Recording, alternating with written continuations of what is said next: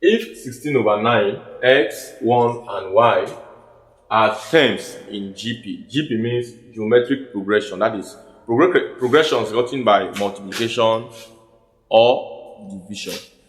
Okay, so in this we have what we call common ratio, while in AP we have common difference.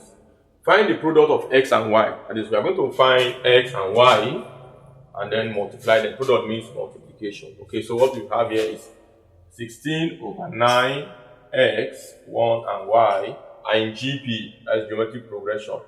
Okay, so for this sequence we have here, okay, let's go this way. Our first term, A, is 16 all over 9. This x here is our second term. So our second term for a GP, the nth term is expressed as Tn equal to A arrow per n minus 1. N is the number of terms. So, okay, let's go into this. A is our first term. R is our common ratio. The common ratio here is not known. So, of course, if you are good mathematically or you're not good, you should know that we need to find our common ratio. So, let's get our common ratio. That's our target. So, from the second term here, the second term will be expressed as A arrow power 1 equal to x. Okay. 1 is our third term. So third term is A arrow 2, that is power 1. So what this sequence you are seeing here is gotten for a GP. The sequence is first term, second term, third term, fourth term, fifth term, continuously. So that's why I have to cycle this. It's a sequence that is following up first term, second term, third term. So for this third term now, if we replace our first term here, 16 over 9 here, we could get our common ratio. Very good. So now, we are going to replace this A here, which is 16 over 9, with this A.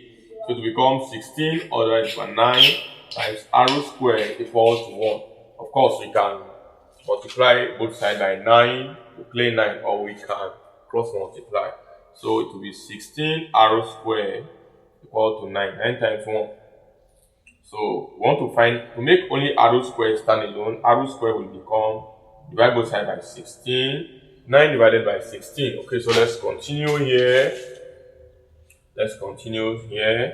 From here, to find only r, this is arrow square equal to 9 over 16.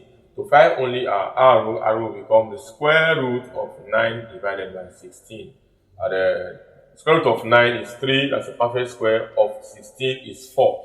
So we've gotten our common ratio. Now, once the common ratio is given, of course, you can get whatever you want by multiplying by the number that's here. So to find x now, remember our x here is A arrow. So x will be equal to A, which is the first term, 16 divided by 9 times the common ratio, 3 all over 4. So let's evaluate something here. And then we can just clean here. Here is 1, here is 3, here is 1, here is 4. We have 4 all over 3 for x. How do we get y? Y will be, no, this is first term, second term, third term, fourth term.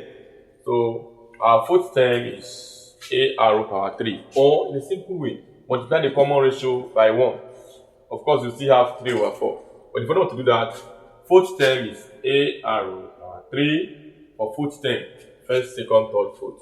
So y will be our first term is 16 divided by 9, multiplied by our common ratio is 3 divided by 4. So it will be 3 divided by 4, all raised to the power of 3. All raised to the power of 3, we have 16 divided by 9 multiplied by, so this is 3 times 3 times 3. Divided by 4 times 4 times 4. Okay, I think we can start cleaning here.